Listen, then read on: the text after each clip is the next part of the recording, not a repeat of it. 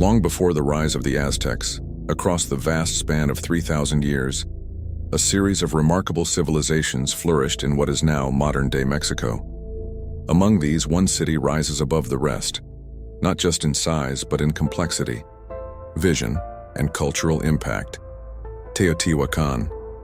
This awe-inspiring city, located near today's Mexico City, became the most advanced, well-organized, and influential urban center of ancient Mesoamerica. At its peak around the year 400 CE, Teotihuacan was home to more than 200,000 residents, making it one of the largest cities in the world at the time.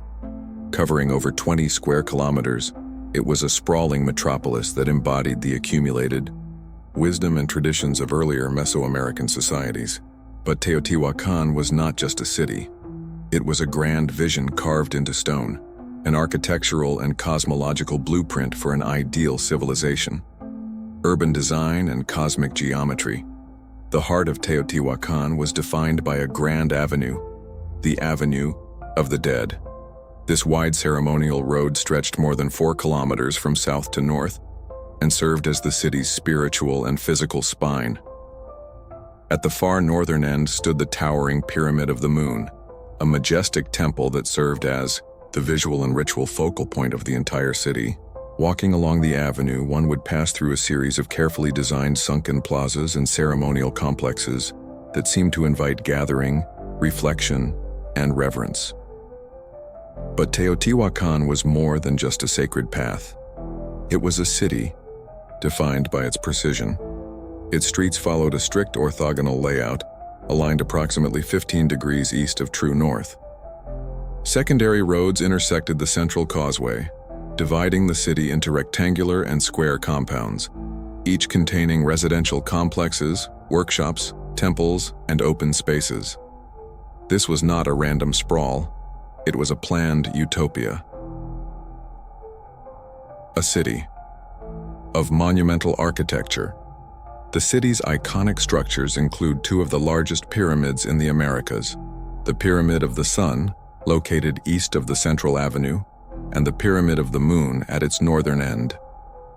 Flanking the Avenue of the Dead were dozens of smaller temples, carefully proportioned to emphasize the grandeur of these monumental giants. Teotihuacan's architecture followed the talud tablero style, a distinct Mesoamerican design consisting of an inward-sloping base, the talud, topped by a rectangular panel, the tablero.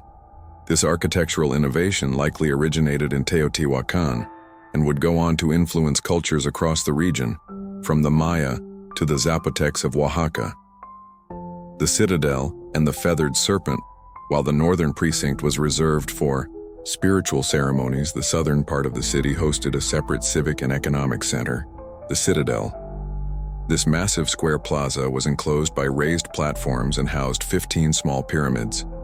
At its center rose one of Teotihuacan's most iconic structures, the Temple of Quetzalcoatl, also known as the Temple of the Feathered Serpent. This impressive temple, with its richly adorned facades and symbolic stone carvings of serpents and marine creatures, stood atop 6-stepped platforms. Measuring 65 meters on each side, its base anchored a new ceremonial axis that extended eastward, linking the citadel to the city's bustling marketplace.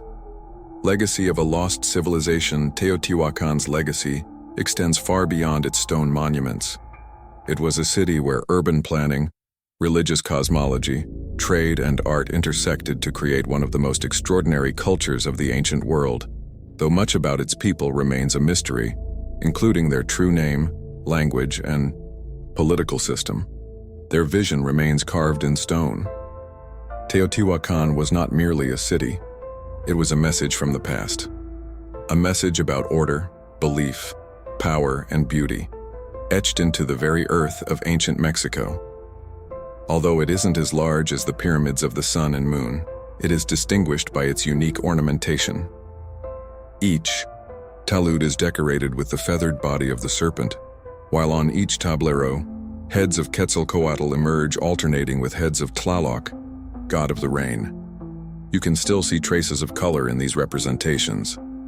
In the Museum of Anthropology in Mexico City, A colorful reconstruction gives you an idea of how the surface of this building may have appeared in its prime. A snake, emerging from the earth, like a plant sprouting from the soil, symbolizes the cycle of agriculture. And the god of rain completes this vision, providing the water that makes this cycle possible. Like all other civilizations in the region, Teotihuacan was a city that relied on agriculture and needed water to grow. There is a nearby river known today as Rio San Juan, whose course was altered by these people to integrate it into the urban plan of the city. The river was redirected to align orthogonally, crossing perpendicular to the central axis of the city. Architecture of horizons. The architecture of Teotihuacan echoes the landscape. The entire city is organized to play with the surrounding mountains. In our modern world, we are used to walking through cities designed with linear perspective, where the volumes around us form lines that converge in a vanishing point at the horizon. Vertical and horizontal lines create a sense of three-dimensionality in space, and corners vertically reveal new city elements. This applies not just to cities, but also to buildings. Even if a building has a very horizontal design, you experience it vertically. It has always worked this way, from the ancient temples of Egypt to the modern Mexico City. But in the ancient cultures of Mexico, cities were laid out in an entirely different way. Although they used axes and visual ending points, their architecture was not based on linear perspective. Instead, it was an architecture of horizons, which creates a dialogue between architecture and nature. There are two protagonists in this dialogue: platforms and mountains which rhythmically appear and disappear from view. As you arrive at the Avenue of the Dead, when you walk on the axis towards the Pyramid of the Moon, you will notice that the protagonist here is not actually the pyramid, but the sacred mountain in the distance, beyond the pyramid, and the contour of the mountain wraps both of the pyramids and the whole city, as nature takes on the central role. Sunken plazas. As you continue along the causeway, you'll encounter these sunken plazas that you must cross. You descend stairs, and as you go forward, the mountains and buildings disappear. Everything is hidden to you and shown again from a new perspective once you ascend the next set of stairs. Each time you climb up a set of stairs, you feel the sky very close, as nothing else is visible to you other than the edge of the top step. Once you reach the top, a new perspective is shown. As you keep walking and approaching the first main construction, the Pyramid of the Sun, you realize that the mountain is gradually losing its importance, giving in to the Pyramid of the Sun, up until this point where they are both reaching the same horizontal level. As you get closer, the Pyramid of the Sun grows larger, while the mountain behind begins to shrink and takes a back seat. Pyramid of the Sun. The Pyramid of the Sun is one of the largest structures ever built in pre-Columbian times. It is surrounded on three of its sides by a massive platform, creating a vast precinct that presides the Great Temple. Facing the Avenue of the Dead, the pyramid is oriented west, toward the direction where the sun sets, hence its name. Like most stepped pyramids of Mesoamerica, the pyramids of Teotihuacan feature a prominent front facade with a large staircase leading to the summit. The Pyramid of the Sun, like most other temples, used to have a small sanctuary on the top, where rituals and ceremonies were performed. Originally, the temple's surface did not have the gray stone appearance that we see today. It was covered with stucco and painted with vivid colors, red being the dominant color. In fact, some temples still preserve remnants of this stucco layer, which was then painted. The base of the Pyramid of the Sun is about the same size as the base of the Great Pyramid of Cheops in Egypt, about 230 meters on each side. However, the Pyramid of the Sun stands at 66 meters tall, less than half the height of the Pyramid of Cheops, which reaches 146 meters. But because of this horizontal perspective in Mesoamerican cities, climbing these pyramids evokes a sense of reaching the sky, no matter their height.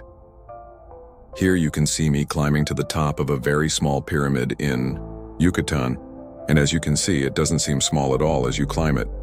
It's like you're climbing right to the sky. Pyramid of the Moon, as you leave the Pyramid of the Sun behind and continue walking towards the Pyramid of the Moon. The mountain silhouette still frames the Pyramid of the Moon. But the closer you get, the mountain's presence diminishes, and the moon pyramid gradually asserts its dominance. By the time you reach the main precinct, the mountain completely disappears from view, leaving the pyramid of the moon as the sole focal point, now dominating the purview of the precinct. The pyramid of the moon is considerably smaller than the pyramid of the sun, measuring 130 meters on each side and reaching a height of 43 meters. But because of its position in relation with the whole city, it's the most important temple in the complex. Most great temples in Mesoamerica were constructed in different phases. The original structure was built and used for some decades, and then encased in a new layer, a process repeated 7 times to form the pyramid we see today. This one too had a sanctuary at its summit, where ceremonies were performed. Climbing to the top of the pyramid of the moon reveals the deeper relationship between the pyramid of the sun and the great mountain beyond. Up here, you can clearly see how the silhouette of the mountain follows exactly the silhouette of the pyramid. You will also immediately understand by looking at the rest of the mountains at the end of the axis why the city was oriented not precisely to the north, but offset just a few degrees from north. Palace of Quetzalcoatl. Addition to the temples and palaces lining the Avenue of the Dead, Teotihuacan had over 2,000 residential complexes, where its ancient inhabitants lived and thrived. Many of these complexes still preserve wall paintings that showcase the artistry of these people. The most notable among these complexes is the Palace of Quetzalcoatl, or Feathered Butterfly, which provides insight into the design principles used in residential architecture. A central courtyard was the main nucleus that distributed the spaces. This reflects an architecture of exteriors, as life back then was largely outdoors. Surrounding the courtyard are carved pillars depicting the feathered butterfly, which gives name to this small complex. There are certain parts of the city where you can observe that also minor temples and residential complexes were often built over previously constructed layers. Like many Mesoamerican cultures, the people of Teotihuacan viewed life and time as inherently cyclical. Their belief in cycles of renewal and transformation influenced their architectural practices. Building new layers on top of existing structures symbolized the rebirth and continuity of life, aligning with their cyclic calendar and worldview. And in the case of great temples like the pyramids of the sun and moon, these successive layers also made them more imposing and visible, reinforcing the authority of priests and rulers while elevating the status of the city. Taller structures reflected a symbolic approach to the sky and the divine. Alignments of elements as you walk through the causeway, the precincts, and the secondary axes, you'll constantly notice these alignments between distant elements, such as mountains or buildings, and nearby platforms or constructions. This interplay is what I mean when I say that this is an architecture of horizons. These deliberate alignments between the architectural components and the elements of the site, such as the mountains. This architecture of horizons can be observed in many ancient cities across Mexico, but Teotihuacan stands out as the most spectacular due to its monumental scale and magnificence. Without this architectural framework to recreate and emphasize it, the surrounding landscape would remain just that, a landscape. Greek cities. It's rare to find a city as perfectly attuned to its natural context as Teotihuacan, but these pre-Columbian cities of Mexico remind me a lot of the architecture of ancient Greece. The Greeks also had this great connection between their cities and their site. On a smaller degree, you can also find these kinds of alignments with the mountains in Greek cities. Architecture of ancient Egypt. You could also argue that there's a notable similarity to the architecture of ancient Egypt, in that many of the elements carved in stone are trying to replicate nature. There's also orthogonal forms everywhere. And of course the pyramids, even though much less impressive than those in Egypt in terms of scale and construction techniques. The structural principle is very similar in that the heavy stuff is in the bottom, and as the structure rises, the abundance of material decreases. But despite these similarities, Egyptian pyramids were built for a completely different purpose, reflecting distinct worldviews. Egyptian pyramids were tombs, while pre-Columbian pyramids in Mesoamerica functioned as ceremonial temples. Regardless of Egyptian pyramids being Much more impressive constructions, the urban design of Teotihuacan rivals, if not surpasses, the level of refinement found in the urban design of Egyptian cities. The city of the gods, the city of Teotihuacan, was destroyed and then abandoned by its inhabitants around the 8th century. All the names and meanings we associate with the city and the buildings today are names in the language of the Aztecs, who found the deserted metropolis and revered it as a sacred site. We don't know who built this city. We don't know their name, their language, we don't even know the original name of the city. Yet its monumental scale, sophisticated organization, and architectural grandeur were so extraordinary that the Aztecs, the last civilization of pre-Hispanic Mexico, believed it to be the work of gods, naming it Teotihuacan, the city of the gods. I hope you learned and enjoyed. Please like this video and subscribe to my channel. Thanks. And I'll see you very soon in the next episode.